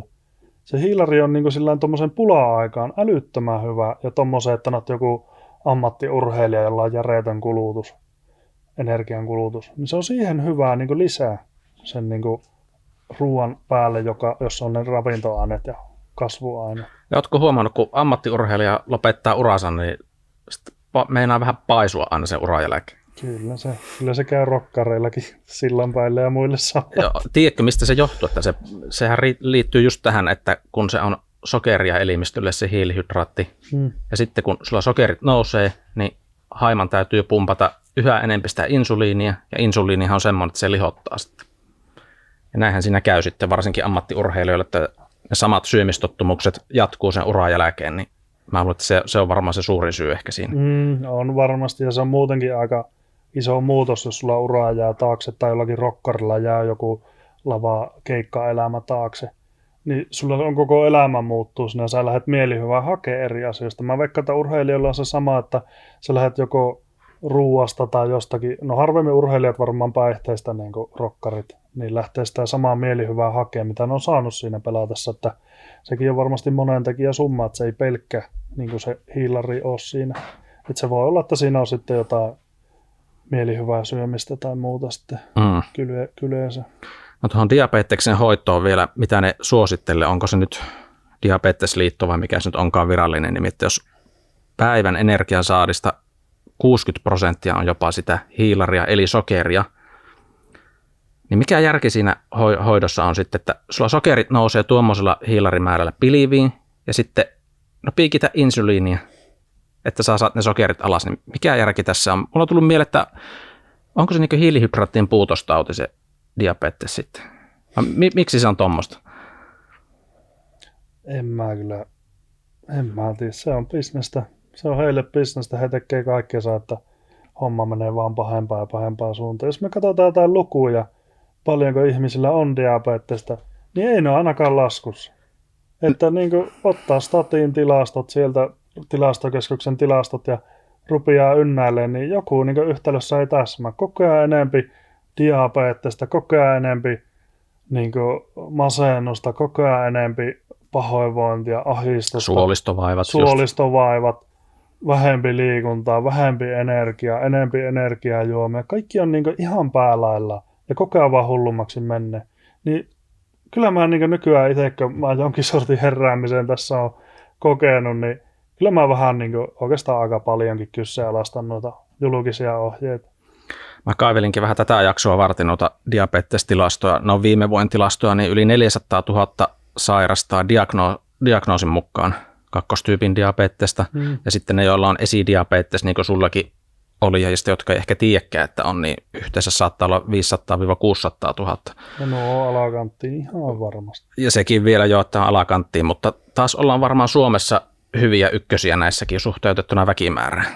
Jostain on semmoisiakin uutisia nähdään. Jenkkilessähän tuo on yleistä, mutta Suomi tulee aika hyvänä seuraajana, että me ollaan aina muutama vuosikymmen jäljessä tultu näissä vouhotuksissa ja tässä ollaan kohta samassa luvuissa kuin Jenkkilästä. Mutta hei, mulla tuli se juttu mieleen. Kerro ihmeessä. Monihan niin ajattelee, että tuo jätkä vetää hirveästi rasvaa ja muuta, että sillä pumppu pettää kohta. Se olikin hyvä näkökulma taas. Joo. Mulla oli viime vuoden keväällä työterveydessä kävin ja mulla oli verenpaineet joku 160/110. Lääkäri sanoi, että sä oot ihan justiin verenpainelääkkeet, että nyt rupeaa muuttaa jotakin. Mä ajattelin, no mitä mä muuta. Se että ota selvää, ei se oikein alkanut edes niin neuvoa siinä. Ja ei suositellut vielä verenpainelääkettä, että kun sä et vaan tarpeeksi syönyt tätä verenpainelääkettä. Se sanoi, että ihan kohta saat verenpainelääkettä, nyt ollaan niin hilikulla. No, rupesin muuttaa sinne just ne kahvit pois, rasvat vaihtu ja näin. Niin, eli tämä oli ennen sitä sun vähähiilihydraattista. Joo, eli viime vuoden kevät ja viime vuoden kesällä siis oli tämä vähähiilarihomma. Niin aloin niinku rasvoja, niinku rypsiöljyt ja muut heittää silloin pois ja margarinit pois. Niinku täysin päinvastoin tekee, kun mun ystävät sanoo, että kokeilepa oikeasti. Kokeile. Mä sitten huviksen kokeilin ja ei ole mitään paluuta takaisin siihen rypsiöljyn margariinin aikaan. Niin mulla oli viime vuoden syksyllä, mä olin puolisen vuotta niinku muutellut pikkuhiljaa niitä ja silloin kesällä, kun oli tullut se niin myös vähähiilihydraattihomma mukaan. Mulla oli koko ajan niin laskenut paineet. Mulla oli viime vuoden syksyllä paineet 99/59. Eli molemmat oli yhden liian alhaisen puolella. Aha. Selitä mulle. Aikaisemmin runsas hiilihydraattisella margariini kissanrasvan ruokavaliolla mulla oli niin vaarallisen korkea. Että ihan just niin tarvit lääkkeet. Mä tein kaikki päinvastoin, mitä lääkärit ohjeistaa, käypäsuositukset kaikki. Mulla oli syksyllä liian alhaisen puolella ylä- ja alapaine. Mikä ihmeen järki? No eli ratkaisu ei ainakaan ollut se, että se olisi ollut verenpaineen lääkkeen puutetta. Ei, mä en ole ikinä joutunut niitä syömään, onneksi. Tuo on jännä tuo ketoruokavalio, että mäkin olen monessa tuommoisessa terveyshivistely-someryhmässä mukana ja siellä keskustellaan on ketoa ja karnivoria vaikka mitä ja kaikki ne, jotka alkoivat sitä kokeilemaan, niin kaikki järjestään on sanonut, että vitsi kun tulee hyvä olo, paino tippuu, monesti se unentarve vähenee, vaikka ei ole mikään tarkoitus nipistää. En ole ikinä lukenut sitten semmoista kommenttia, että tämä ei muuten sopinut mulle, että sydäri oli lähellä ja mä vaan lihoin ja ei tästä tullut mitään, että tämä oli aivan hirveetä, että ei sopinut mulle. Vaan järjestään kaikki, että vitsi. Kaikki sitä on kehonnut. Kyllä mullekin niin ennen niin moni sanoo sitä, että kokeilematta en mä halua, että mä kuolen 40-vuotiaana ja tiedätkö jotakin ihan, ei sitä halunnut uskoa. Ei voinut uskoa semmoista, että se oli niin vastoin sitä omaa uskomusta. Mä olin ihan niin kuin lammas itse silloin. Ihan mä niin kuin liekasa oli itsekin. Ei sitä voinut silloin niin ymmärtää. Mutta nykyään mä sitten, nyt kun silloin oli jonkun aikaa ollut tuossa niin tosi rasvasella ruokavaliolla ja tutustunut niin just näihin, että miten se vaikuttaa elimistöön, niin Ylellä on semmoinen MOT-dokkari kuin rasvainen kupla. Ja mä sen katoin sitten niin tavallaan jälkikäteen, niin että mä olin jo jonkun aikaa elänyt sen mukaan, niin siinä niin sanotaan muun muassa, että Ranska, jossa käytetään kaikista niitä eläinperäisiä rasvoja, niin siellä on tyyli, oliko top 5 vähiten pumppu- ja verenpaineongelmia niin Euroopan maista. Eli sehän niin kyseenalaistaa koko tuon hössötyksen, missä selitetään, että Karjalassa ruvettiin vähentämään eläinperäisiä rasvoja ja ruvettiin syömään kissanrasvoja, niin ihmiset rupesivat oloa helpottaa. Ja siinäkin on semmoinen homma, että mitä muuta sillä Karjalassa tapahtui silloin, kun sitä ruvettiin tekemään? No, siihen aikaan yli puolet jätkistä poltti sisällä tupakkia, niin kuin korsteen. Samaan aikaan ruvettiin tupakkavalistusta tekemään ja ruvettiin polttaa ulkona ja sitä ruvettiin niin himmailemaan. No, kyllä mä uskon, että se tupakka siinä oli se, joka vaikutti pikkusen enemmän kuin tuo kissarasvahomma niihin lukuihin. Joo, ja tässä muistaakseni, jos muistaa oikein, niin tässä kirjassa taisi olla pikkusen eri näkökulma kanssa sitä Pohjois-Karjala-projektista, jos kiinnostaa lukia enemmän. Muistaakseni oli tässä kirjassa. Että kyllä ne THL:ssä sitä vaan hokki, että Pohjois-Karjala, niin siellä pitäisi pikkusen laajemmalla skaalalla miettiä sitä hommaa. Jos niin putkin näköisenä, että tutkitaan mitä tahansa asiaa, niin näet sen vaan pienen siivu siitä. Eihän jos nämä maapalloa katsot jonkun putken avulla, niin se on vaan pikkuläntti. Sun pitää nähdä se kokonaisuus. Sieltä näkyy vaan Oulu. Tietenkin. Siihen ne kaikki satelliitit on suunnattu. Tuosta, mitä sä oot itse mieltä, että puhutaan, että on keto-ruokavalio. Mua itse vähän se nimi vähän ehkä, että se on joku semmoinen muotidieetti tai tommoinen. Mä ehkä itse käyttäisin, että luonnonruokaa tai sitten sitä oikeaa ruokaa. Niin, siitä voi kutsua millään nimellä haluaa. Se ei mikä uusi juttu tai nykyvuosien tämmöinen uusi vouhotus, vaan sillähän on hoidettu aiemmin diabetestakin sillä vähähiilihydraattisella ruokavaliolla, mutta kunnes sitten se lääketeollisuus keksi, että pitäisikö tehdä toisin. Joo, en ole niin perehtynyt noihin historiajuttuihin, että en ole mikään kirjaviisas aiheen tiimoilta, että lähinnä vaan sitä omaa kokemusta osaan selittää, että oma keho kyllä kertoo nykyään niin hyvin. Heti jos on joku ruoka tai joku mikä ei passaa, niin välitän palaute seuraavana päivänä viimeistään joko vessanpöntöllä tai sitten olotila on niin väsynyt, että puolet siitä mitä se oli silloin ennen oli koko ajan sellainen järeitä aivosmu ja väsy, niin nykyään väät jonkun yhden Hesburgerin aterian, niin pikaruoka-aterian siihen, niin sulla on niin seuraavana päivänä puolet siitä väsymyksestä, mitä oli ennen koko ajan. Että niin keho kertoo heti. Onko sulla miten kaverit ja läheiset ja muut sitten kommentoinut, että sä syöt kovaa rasvaa, että kyllähän sulla pumppu pettää kohta. Miten ne on suhtautunut tommoseen? Kyllä ne on kyllä osalla ollut vaikea sitä niin ymmärtää. Sä oot kuitenkin laihtunut ja niin vointi vaan kohenee, niin mikä niillä on ajatus sitten? Että... Ei ne niin halua sitä uskoa. Mulla on oma isä, joka on ei niin millään suostunut aluksi uskoa. Ja nykyään se ei enää suostu puhua sitä aiheesta. Se on niin kova paikka. Se on alkanut vähän niin pikkusen uskoa sitä, mutta se ei halua niin keskustella sillä niin että se ei enää nosta sitä sillä, että se ennen jatkuvasti, niin että no miten ne verenpaineet ja näin, tiedätkö, että halusi jutella ja höystää sillä. Että ne halusi vähän näpäyttää, että kyllä ne siitä nousee vielä ne paineet ja muut. Että kun silloin katsoo painelääkkeet ja muut käytössä, niin että kohta sulla on itsellä niin 450 tämä tilanne, niin ei ole puhetta. Se on jännä, vaikka että läheinen on ihminen kuitenkin ja se ei sitten jotenkin suostu ehkä uskomaan. No se jotenkin alkaa vaan triggeröimään ihmisiä, jossain niin lähellä oot ja sä yrität selittää, että no hei, että voisiko sun tähän tilanteeseen, voitaisiko löytää joku hyvä ratkaisu, että mulla olisi ehkä paljon annettavaa, niin se on monelle jotenkin tosi arka paikka. Mä oon itse hyvää puhumaan, mä oon suplikkikaveri, mä osaan kyllä sen niin asiallisesti esittää, että mä en ala niin liikaa tyrkyttää. Mutta silti niin ihmisillä on ihan valtavia mielensisäisiä blokkeja tuohon asiaan. Se auktoriteettiuskovaisuus on aivan se on niin tiukassa Suomessa. Mietipä tuokin, saako tässä puhua korona? No jätetään se vielä ulkopuolelle, että puhutaan ruoka-asioista, mutta jo. Ymmärrän, mistä olisit halunnut jutella. Joo, no ei puhuta siitä. Joo, itsellä on myös vähän sama, että varsinkin vanhempi ikäpolve, niin vaikka olisi kuin läheinen ihminen, niin ei sitten oikein millään. Jotenkin ollaan puupäitä tai tämmöisiä. Ollaan, ja siis ihmisellähän tapahtuu semmoinen niin jässähtäminen tavallaan, että mitä vanhemmaksi sen alkaa 40-50 lähestyä, niin sä oot tavallaan siinä omassa uomassa. Siitä on hyvin vaikea enää poiketa sen jälkeen. Pitää olla tosi vahva joku terveydellinen kriisi, sä oot sairaalassa muutaman kuukauden ja sit sä korkeintaan saat muutettua sitä uomaa. Et se on hirveän vaikea, mitä vanhemmaksi tullaan, niin muuttaa niitä omia uskomuksia. Että mullakin, kun mä oon nuori kaveri, niin on suht helppo vielä oppia uutta ja mukauttaa sitä omaa ajatusta maailmaa. Onko se sitten, että se vanha koira ei opi uusia temppuja Varmaan se on siitä tullut se sanonta. Se on nimenomaan tämä.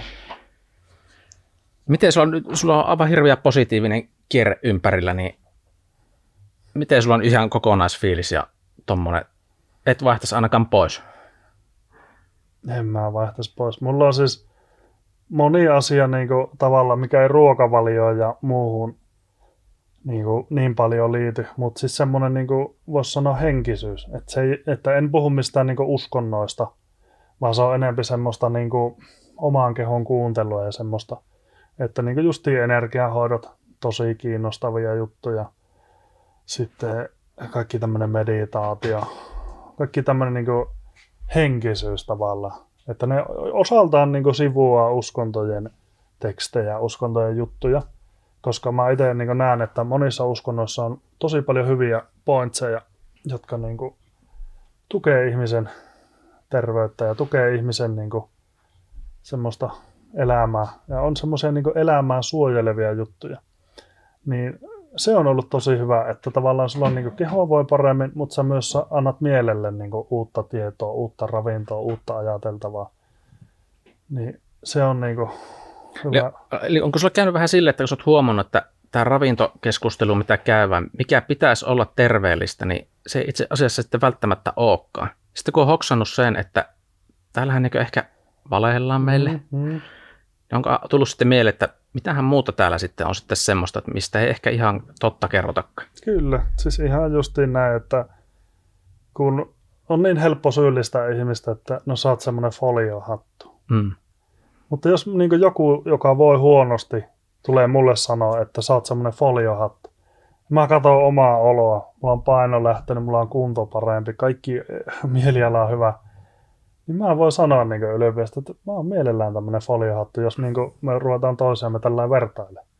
Että niin kuin, jos ihminen haluaa elää semmoisessa kapeassa boksissa, jos sä haluat katsoa maailmaa tämmöisenä putkinäköisenä, niin sen kun katot, mutta ei tarvitse tulla mua niin kuin, tavallaan kyseenalaista, että kaikki voi kokeilla, että mikä on se heidän juttu, ja toivottavasti niin kuin, löytää sen niin kuin, kuolemaan mennessä. Että mä en itse ainakaan halua sitten vanhainkodissa joskus eläkkeellä, niin mä en aio olla se tyyppi, joka on sillä, että olisi pitänyt kokeilla sitä, olisi pitänyt tätä, olisi pitänyt uskaltaa elää. Mä elän nytte. Mä oikeasti elän nyt. Mä niinku, siis, mulla on ihan älytön itsevarmuus. Mä niinku pystyn tuolla ajaa autoikkunat auki ja biisi soi ja täysillä. Mä ite laulan jotakin Kari Tapioa, kun mä ajan kaupungin läpi. No nyt on paha. En mä niinku siis ikinä pystynyt ennen niinku edes miettiä, että mä joskus tekisin tommoista. Mulla ei kiinnosta mitään muut siellä ajattele. Mä vedän itse, jos on hyvä biisi, mä annan palaa. Mä elän nyt. Eli sä et ajattele yhtään sitä, että mitähän muut susta, Ei. tai mitä muut musta Suomessa ajattelee, jos mä teen näin tai näin. Suomessa on niin paljon semmoista häpeää ajattelua. Elä tee sitä, elä tee tätä, häpeää. Se on niin vanhoilta ihmisiltä semmoinen ylisukupolvinen trauma, häpeän trauma. Se pitäisi tosi monella sitä niin kuin muuttaa. Ootko kuullut sitä Overtonin, oliko se Overtonin ikkuna, että jos tässä on aiheet, mistä saa nykyyhteiskunnassa keskustella, niin täällä ikkunan ulkopuolella on sitten esimerkiksi tämä ketoruokavalio, että siitä ehkä ainakaan virallisesti ei saa sanoa mitään, että se mitään mukaan parantaisi. Ootko semmoisesta kuullut? En mä ole kyllä kuullut. Tai puhutaan vähän, että ollaan laatikon ulkopuolella. No siis laatikon ulkopuolella termi on tutumpi, että itse tottunut sitä käyttää ja sillä niin kuin tykkää enemmän sitä ehkä käyttää. Että joo. Ruvetaanko pistää jaksoa purkkiin? Mitä sanoisit loppusanoiksi vielä jotka on vaikka kakkostyypin diabeetikkoja tai on sitä väsymystä, niin kuin kuvailit, että itselläkin oli, että verensokerit heittää, niin mitä vinkkejä laittaisit?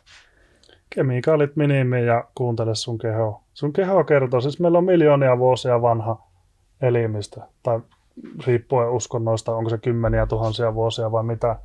Meillä on tosi vanha elimistö, joka koko ajan kehittyy ja muuntuu ja sopeutuu. Kuuntele sitä sun elimistä. Jos se kertoo, että mäkkiruoan jälkeen on älyttömän hyvä fiilis ja elämä hymyilee, niin syö sitä. Se on oikeasti se, mitä sun keho kaipaa. Eihän mä tiedä, että onko sulla suolan puute vai D-vitamiinin puute vai mikä. Että se voi olla tosi monimutkainen juttu. Ja sitten jos näitä on päällekkäin, se voi olla hirveän vaikea huomata.